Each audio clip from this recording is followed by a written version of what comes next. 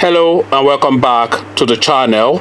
Now, I am bringing you this story with a sense of deja vu because of course we have been here before.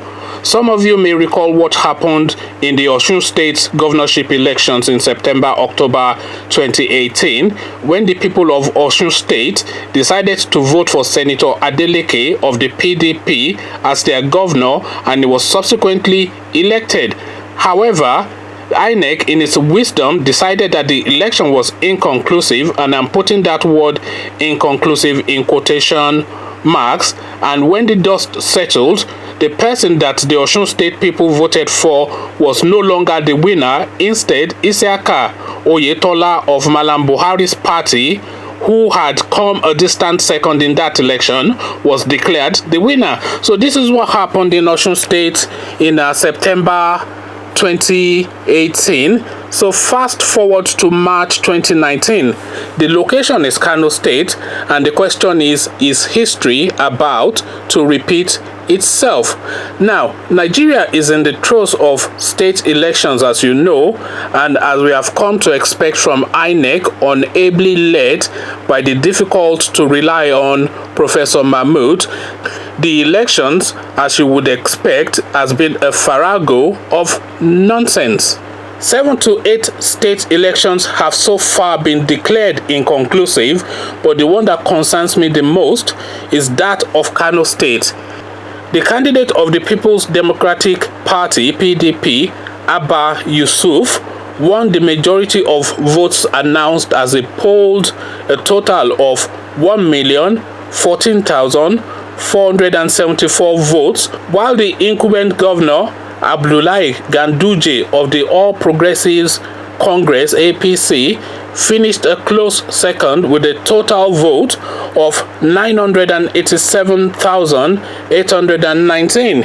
So now this election has been declared inconclusive, and I repeat again, I feel a sense of deja vu. So this is a repeat of what we had in Osun State, where the elections were close run, but Adeleke won. But INEC then, under some obscure rule in their statute books, decided that there had to be a rerun, and then Malam Buhari, of course, sent bullion vans from Abuja to go and monetize that election, and then he backed that up with military and police force, and abracadabra, the winner that the Osun State people had elected, Senator Adeleke, was no longer the winner, but instead we had this Isiaka chap who is a Buhari acolyte. So Isiaka Oyetola was declared in spite of the will and the wishes of the people of Osun State. So now this is repeating again in Kano State. And this is particularly significant because Kano State is one of the determining states in determining the future direction of Nigeria.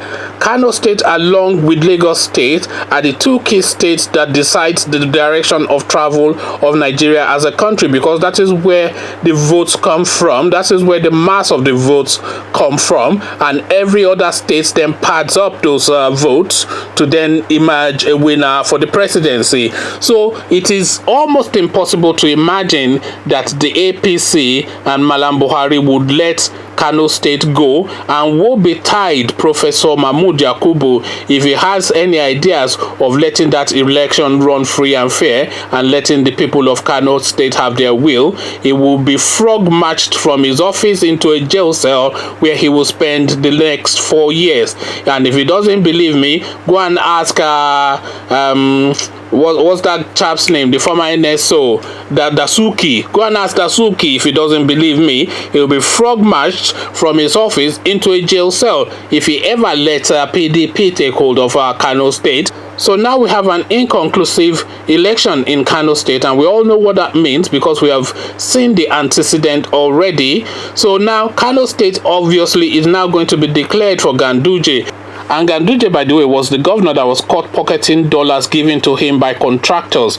We all saw that video. It went viral. So now, off the back of that video and off the back of his poor management of the state for 4 years, the people of Kano State have now said, Otoge, But otoge in Nigeria is only otoge if Malam Buhari agrees with that otoge. So if Malam Buhari does not agree with otoge, as we saw in Osun State, he will simply phone the INEC chap and say, don't be silly, my boy, do as you are told. And the INEC chap, Professor Mahmood Yakubu, will summarily accede to his Oga Master's wishes. So this is what is playing out now. So now, I said I feel a sense of deja vu because history is about to repeat itself. So now watch this space.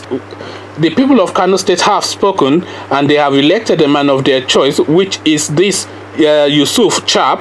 But as we know, the voters' choice, it does not really count for anything in Nigeria unless it aligns itself with the wishes of the powers that be. And in this instance, the voters' choice in Kano does not align itself with the wishes of the powers that be.